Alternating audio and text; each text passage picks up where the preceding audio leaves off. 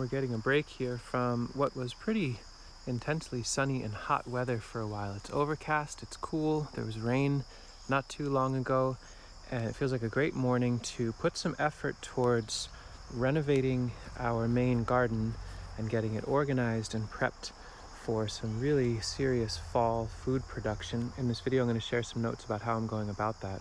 The last 2 weeks or so has been in the theme of pulling out plants that have died back and replacing with plants that can provide moving forward. So this was in poppies a little ways ago.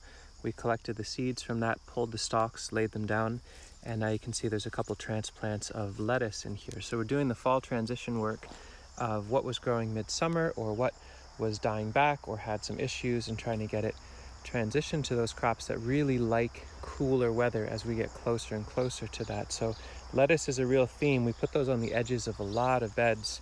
It incentivizes ample, frequent harvesting. We also have little transplants of chard all throughout. There's kale that was growing in here. Then there's also the nursery crops as well. So random hazelnut that showed up. Somebody here, it's a cherry tree, I think. A seedling cherry popping up. And a bunch of sumacs that we might dig up in the fall and offer to folks.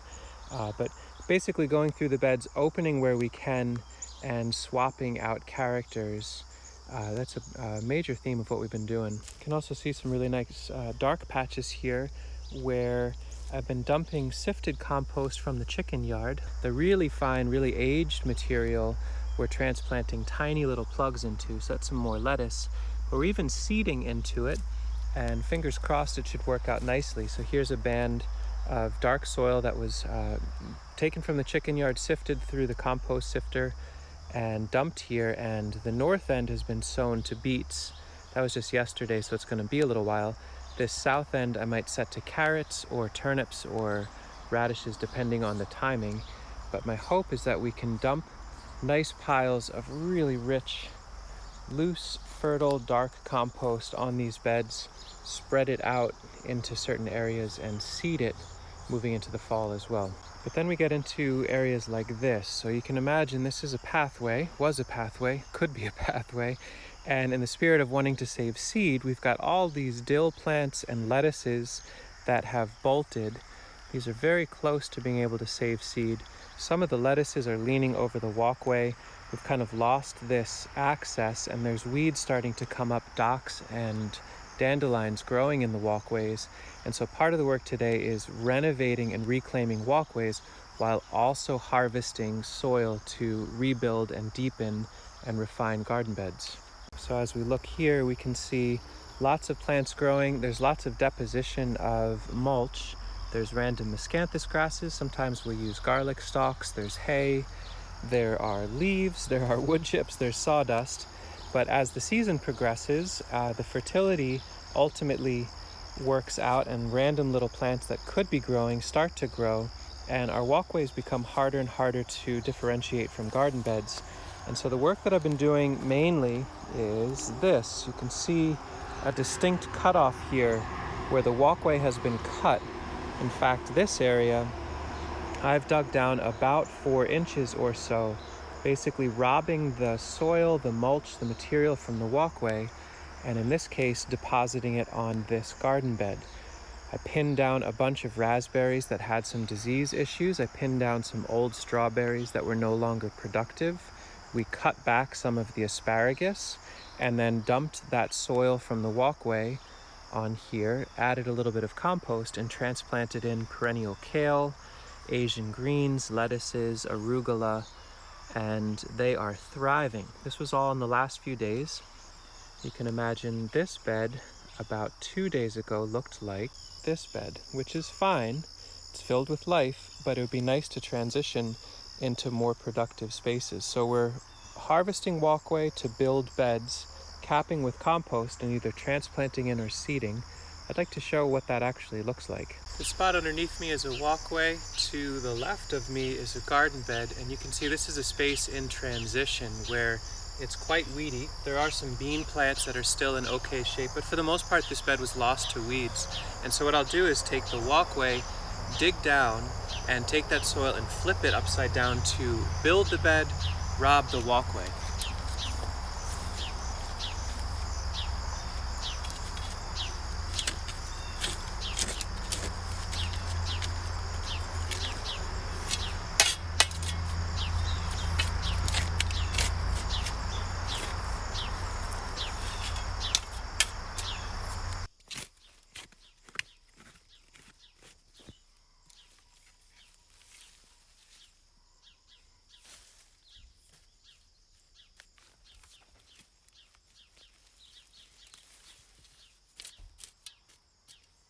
There's a lot more work to be done in this bed, but you can see the process is starting to happen.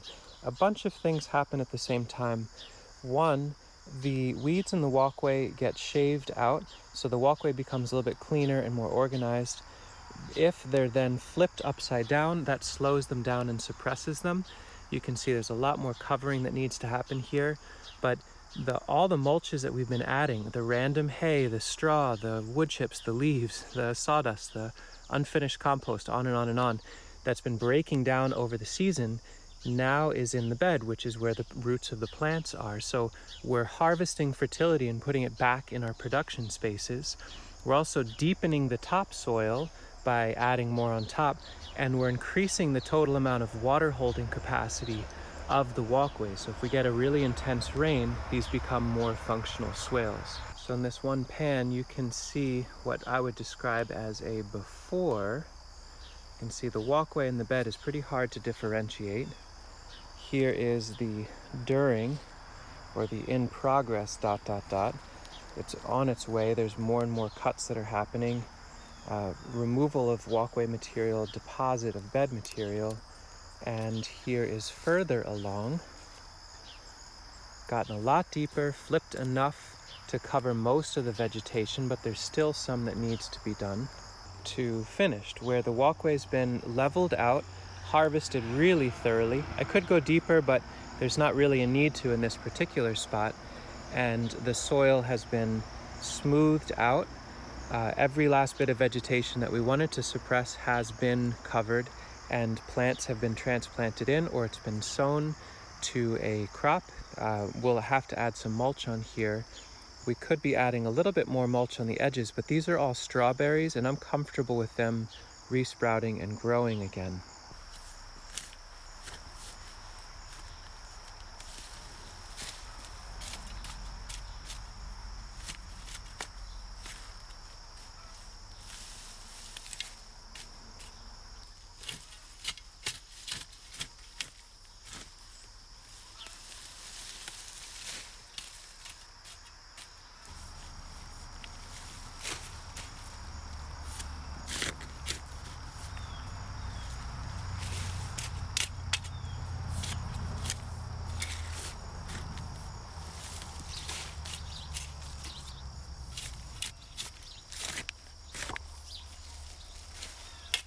Still more work to be done for sure, but the walkway is now a little bit wider, way deeper, and there's so much more soil on this bed.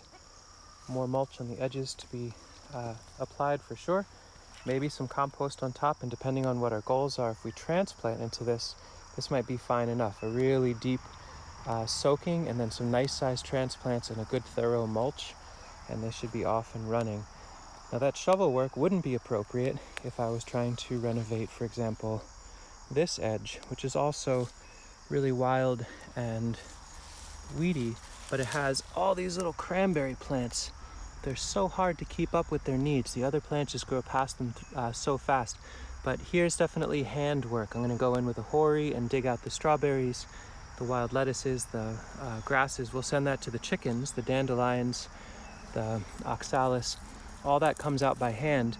But for the big bulk pathway work, the shovel is fast and really thorough and super three-dimensional making, which is quite a benefit. It's a little bit of a mix of techniques through here, mainly shovel work. You can see the pathway is way more open now, flipping vegetation up and over onto existing vegetation in the bed, identifying some radishes and mustards that were far enough along in seed that we can lay these stalks with the seed pods, crumble them up a little bit in new spaces, and have some more fall crops as a side benefit of letting plants bolt. Like that, if I could let be for a little while longer, would be thousands of purple top turnips.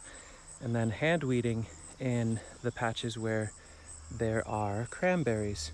Although, as my right forearm shows, I don't know if it shows up there, but right around there, got stung real nice by, there it is, a ground wasp coming out of their nest. One of the fun side benefits of gardening. At the end of the season, there must be a nice dry pocket in there, and luckily I didn't hit that with a tiller or even the shovel. Actually, by hand, I just got one good sting, got out of there.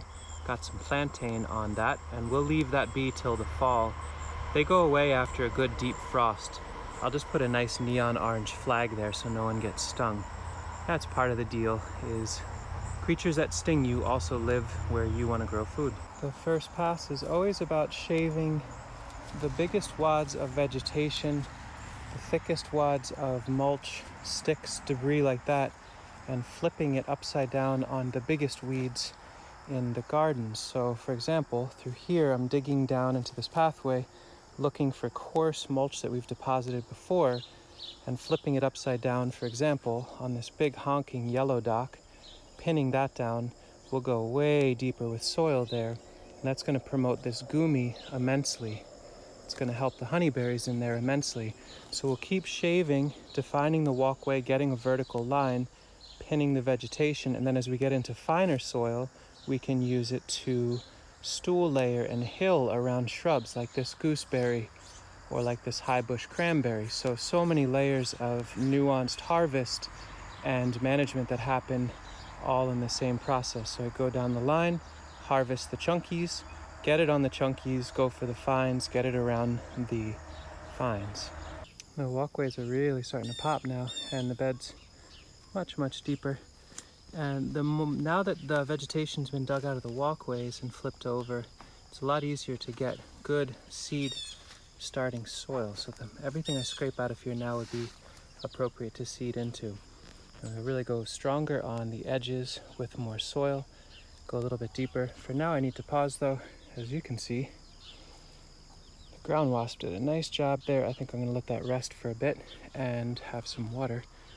But it moves along. It's about an hour and a half of rather strenuous but pretty rewarding work to three-dimensionalize a garden. It's a little later in that same day. I've made a bunch more headway on that far end of the garden. I'm going to walk over there with a bowl full of seeds. I've got some carrots that can go in the deepest, nicest looking soil pockets, some beets for areas that are looking decent, and an arugula for really fast coverage, and some radishes and turnips. So depending on what is going on soil-wise, I've got some cover crop seed / crop seed for that. And I've got the water refilling in this tank and the solar panel lifting water to send up that blue tube into the high tank so things can get seeded and watered really thoroughly so we can transition the garden for fall crops. All the beds are seeded pretty thoroughly, pretty heavily, with a wide range of fast roots and fall storage plants, shade tolerant plants for those shady spots, and really fast plants for the edges. Deep soak happened with all of it, and then now I'll use the last of this walkway that is mulch rich, lots of straw and hay here, and shave that with a shovel just like I did the other work to get a little mulch on that. But I don't really need to explain that whole process. I'll do a follow-up video, I don't know, a week, 2 weeks, to show how things are greening up in this spot. Maybe we'll address some other runaway areas in the garden with this same treatment in time for more fall crops. If it works, we get many pounds of roots and lots of luscious nutrient greens, maybe 100 pounds of roots if it really works well. Long term, we get more permanent raised beds that are more organized and more fertility around the keystone shrub and tree layers that are the core of this food forest. All the annuals are just filler, but they're very important and very valuable filler in the short term as the other elements mature. Anyway, that's my spiel on shaving walkways to build raised garden beds. Let me know if you have any questions, and we'll do an update soon enough. Thanks for watching.